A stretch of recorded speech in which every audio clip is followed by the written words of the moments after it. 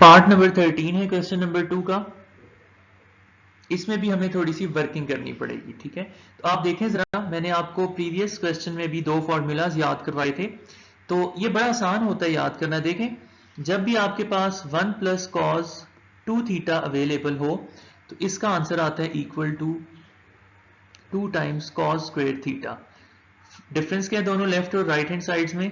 यहाँ पे कॉस है, ठीक है, और आगे ये जो एंगल गिवन था लेफ्ट हैंड साइड पे 2 थीटा, उसका हाफ राइट हैंड साइड पे अवेलेबल है, 2 थीटा डिवाइडेड बाई थीटा।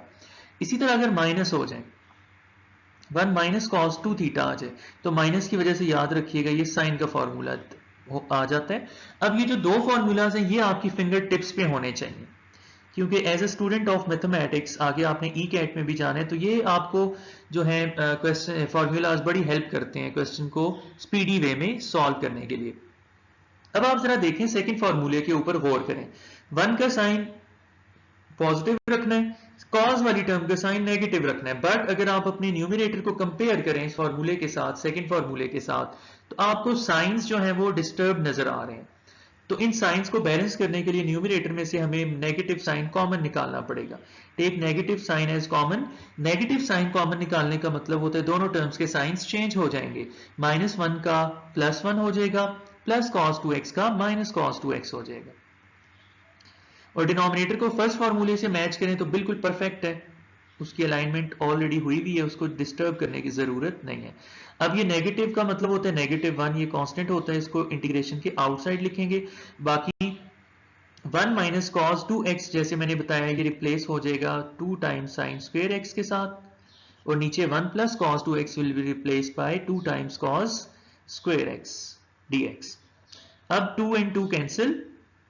बाकी आप जानते हैं कि tan x इक्वल होता है sin x divided by cos x के, तो अगर स्क्वायर आ जाए तो तीनों पे स्क्वायर भी लिखा जा सकता है, नो प्रॉब्लम। तो ये बन गया tan square of x dx। अब देखिए tan स्क्वायर का कोई इंटीग्रल का फॉर्मूला एग्जिस्ट नहीं करता। ये टीचर कैसे ये बात कह देते हैं, मैं कैसे कह सकता हूँ कि tan स्क्वायर का फॉर्मूला नहीं होता? ये बात पता कैसे चलती है? ये बात ऐसे पता चलती है कि चैप्टर नंबर 2 पे पहली बात आपकी ग्रिप होनी चाहिए, उसके बाद ये बात पता चलती है ऐसे कि आप सोचें, अगर आप ये देखना चाहते हैं tan स्क्वायर का इंटीग्रेशन का फॉर्मूला एग्जिस्ट करता है मैथ्स में या नहीं, ये आपको ऐसे पता चलेगा। आप सोचें कि वो कौन सा फंक्शन है जिसका मैं डेरिवेटिव लूं तो आंसर मेरे पास tan स्क्वायर आ जाए। इंपॉर्टेंट है tan स्क्वायर, तो ऐसा कोई फंक्शन नहीं है, ऐसा कोई फंक्शन नहीं है, तो इस वजह से आपके पास इंटीग्रेशन का कोई फॉर्मूला भी नहीं है।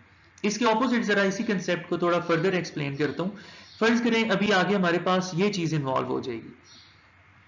अब मैं आपको बता देता हूं सीकेंड स्क्वायर का फॉर्मूला एग्जिस्ट करता है। क्यों एग्जिस्ट करता है? वही टेक्निक लगाओ। आप सोचो वो कौन सा फंक्शन है जिसका मैं डेरिवेटिव लूं तो आंसर मुझे सीकेंड स्क्वायर मिल जाए।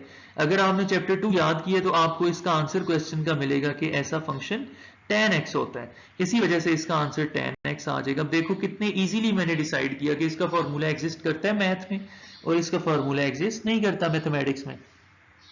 तो चूंकि इसका फॉर्मूला एग्जिस्ट ही नहीं करता मैथ्स में, तो हमें थोड़ी एडिशनल वर्किंग करनी पड़ेगी। इसको एक ऐसे फंक्शन में कन्वर्ट करेंगे जिसका फॉर्मूला हमें मालूम हो। तो आप जानते हैं tan स्क्वायर x इक्वल होता है secant स्क्वायर x -1 के। Why? How? Because we know that the Pythagorean identity 1 plus tan square theta equals secant square theta। तो ये 1 राइट साइड पे ले जाएं, tan स्क्वायर की वैल्यू आ जाएगी। अब इसको अलग-अलग करें, minus secant square of x dx, फिर ये minus into minus plus 1 time dx। तो secant स्क्वायर की इंटीग्रेशन अभी मैंने एक्सप्लेन किया, ये होती है tan x, और 1 की इंटीग्रेशन क्या होगी? जो यहाँ पे वेरिएबल होता है वही 1 की इंटीग्रेशन के इक्वल होता है। तो this is the final answer. देखें, जैसे प्रीवियस पार्ट में मैंने इन डिटेल एक्सप्लेन किया था, यहां फिर मैं एक्सप्लेन कर देता हूं कि tan स्क्वायर x की इंटीग्रेशन का कोई फॉर्मूला मैथमेटिक्स में एग्जिस्ट नहीं करता। रीजन क्या है? ये प्रीवियस पार्ट आप चेक कर लें, उसमें डिटेल में एक्सप्लेन किया गया। यहाँ पे हम जरा इसको सॉल्व कर लेते हैं। चूंकि इसका इंटीग्रेशन का कोई फॉर्मूला एग्जिस्ट नहीं करता, इस वजह से हमें इसके tan स्क्वायर के ऊपर थोड़ी एडिशनल वर्किंग करनी है, ताकि ये किसी ऐसे फॉर्मूले में कन्वर्ट, किसी ऐसे फंक्शन में कन्वर्ट हो जाए जिसका इंटीग्रेशन का फॉर्मूला हमें मालूम हो। तो हम जानते हैं tan स्क्वायर x इक्वल होता है secant स्क्वायर x -1 के। जैसे मैंने प्रीवियस स्लाइड पे एक्सप्लेन किया, बिकॉज ये पैथागोरियन आइडेंटिटी हमें याद है कि 1 प्लस tan स्क्वायर थीटा या x इक्वल होता है सीकेंड स्क्वायर एक्स के। इसको हमने रीअरेंज किया, फिर इंटीग्रेशन का साइन दोनों फंक्शंस के ऊपर अलग अलग ब्रेकिंग हो जाएगी, स्प्लिटिंग हो जाएगी, यहाँ से 1 के साथ अलहदा मेंशन कर देंगे हम। अब सीकेंड स्क्वायर ये प्रीवियस स्लाइड के ऊपर ये भी एक्सप्लेन किया था ये कैसे tan x के इक्वल आता है, और 1 की इंटीग्रेशन ये आप जानते हैं जो वेरिएबल इधर होता है वही 1 की इंटीग्रेशन का आंसर होता है। So this is the final answer.